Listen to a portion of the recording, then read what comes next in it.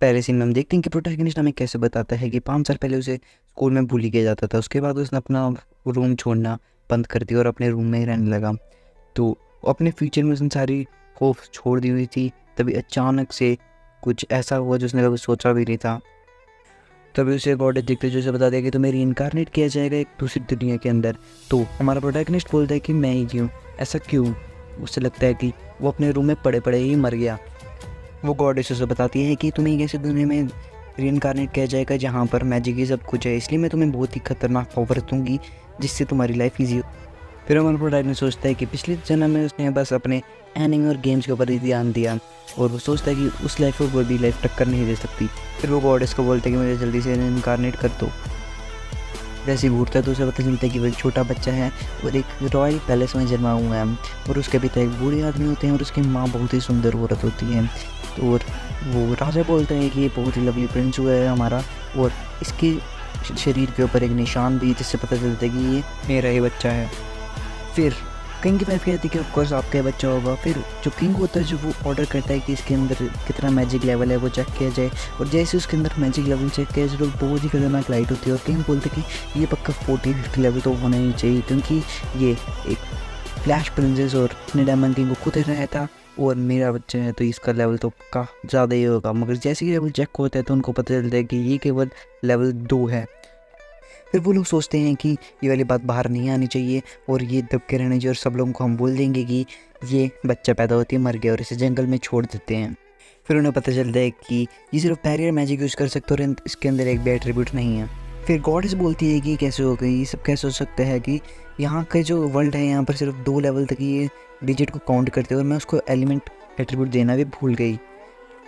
तो फिर दूसरी गॉडेस उससे पूछती है कि तुमने उसका लेवल कितना सेट किया हुआ है। तो फिर जो गॉडेस रिप्लाई करती है वो कहती है 1002, बट उस वर्ल्ड में जो आज तक का हाईएस्ट लेवल होता है वो 77 होता है। फिर उसके घर वाले उसे जंगल में छोड़ देते हैं और उसे याद आता है कि मैं बैरियर मैजिक यूज़ कर सकता हूँ। तो फिर वो बैरियर मैजिक यूज़ करता है और अपने आसपास एक बैरियर बनाने की कोशिश करता है।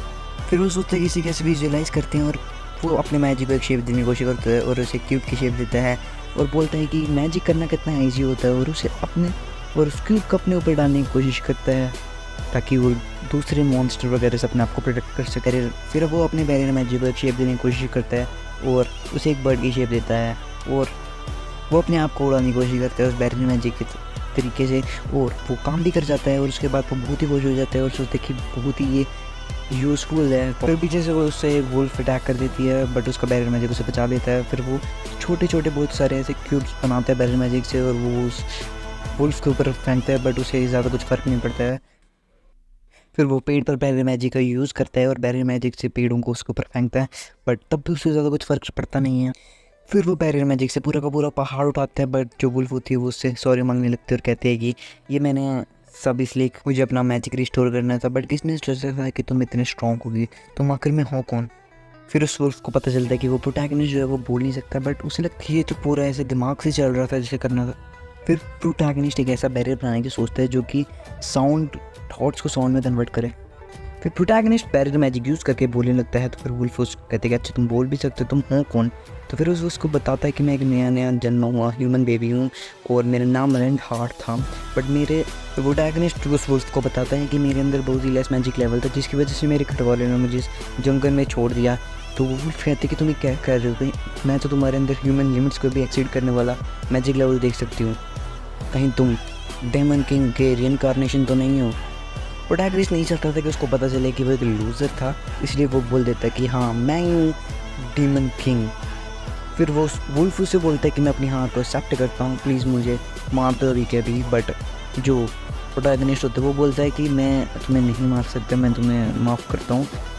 फिर सब कुछ उस जाने के बाद जो प्रोटैगनिस्ट होता है वो कहता है फ्ले अच्छा अब मैं चलता हूँ। तो फिर जो वुल्फ होती है वो प्रोटैगनिस्ट को बोलती है रुकिए लॉर्ड हारूटो। तो जो प्रोटैगनिस्ट होता है वो पीछे मुड़कर देखते हैं लॉर्ड हारूटो। फिर वो बोलती है हाँ क्योंकि आपने मुझे एक नया नाम दिया है इसलिए हम दोनों के बीच में अब एक कॉन्ट्रैक्ट फॉर्म हो गया हुआ है। फिर जो प्रोटैगनिस्ट होता है वो उसको बताता है कि मैं बस तुम्हारे नाम को छोटा कर रहा था फ्ले कहकर, बट जो वुल्फ होती है वो कहती है कितना अच्छा नाम है ये फ्ले। फिर प्रोटैगनिस्ट उसे बताता है कि मेरा इंटेंशन जो था तुम्हारे साथ कॉन्ट्रैक्ट में आने का नहीं था।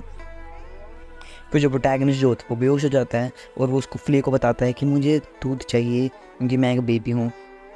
फिर फ्ले कहते हैं मुझे अपने मास्टर के लिए कुछ ना कुछ तो करना पड़ेगा, इसलिए वो जल्दी से अपनी ह्यूमन फॉर्म में कन्वर्ट हो जाती है। और उसके बाद जो होता है प्रोटैगनिस्ट उससे कहते हैं कि तुम्हें कुछ कपड़े पहनने चाहिए। फिर जो फ्ले जो होती है वो अपने कपड़े बदल लेती है और उसके बाद फ्ले जो होती है प्रोटैगनिस्ट को बताते हैं कि मैं आपको दूध प्रोवाइड नहीं कर सकता। फिर जो फ्ले होती है वो प्रोटैगनिस्ट को बताती है कि वो यहाँ पर आ रहा है और प्रोटैगनिस्ट को बोलती है कि क्या मैं उसे मार दूँ। तो प्रोटैगनिस्ट उसके रिप्लाई में बोलता है कि नहीं, तुम पहले उनसे पूछो कि उनका यहाँ पर क्या काम है और वो यहाँ पर क्या करने आए हैं।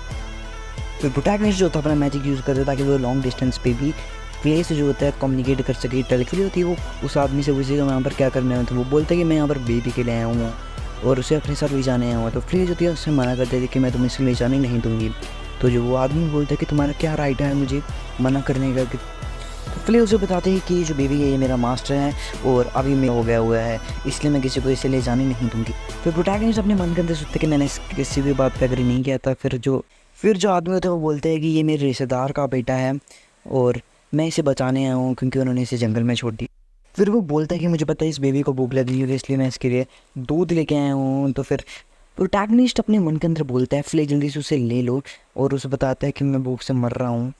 फिर वो आदमी फ्ले को बताता है कि मेरा बच्चा पैदा होते ही मर गया, इस बेबी को छोड़ देगा क्योंकि इसके अंदर कम मैजिक लेवल था, बट उससे मेरा कोई लेना देना नहीं। मैं चाहता हूँ कि हर एक बच्चे को अपनी ज़िंदगी में एक चांस मिले। फिर फ्ले उसकी कहानी को सोच के बोलती है कि कितनी दुखद कहानी है और वो थोड़ा रोने लगती है। और उसके बाद जो आदमी होते हैं वो बोलते हैं कि तुमने एक ह्यूमन चाइल्ड को अपना मास्टर बना लिया और अचानक से रोने लगी। फिर वो बोलता है कि तुम एक बहुत ही अजीब सी डीमन हो, मगर अगर तुम उसको अपना मास्टर बनाना चाहते हो तो मैं तुम्हें अपना पर्सनल अटेंडेंट बना सकता हूँ। तो फ्ले बोलती है कि ठीक है मैं उसके साथ रहूँगी, उसका ध्यान रखूँगी अपने मास्टर का। और फिर वो बोलते हैं ठीक है हमारी डील तय हो गई। और फिर वो यहाँ से सेटअप करते कि ऐसा लगता है कि वो बेबी जंगल में उसके ऊपर अटैक हो और वो मर गया वहाँ पर ही। और उसके साथ फ्ले और जो प्रोटैगनिस्ट है वो उस आदमी के घर भी हो जाते हैं। इस एनिमे के नेक्स्ट पार्ट के लिए जल्दी से तुम लोग सब्सक्राइब कर दो और वीडियो को लाइक कर दो। तो मिलते हैं हमें एक और नेक्स्ट इंटरेस्टिंग एनिमे वीडियो में, तब तक के लिए बाय बाय।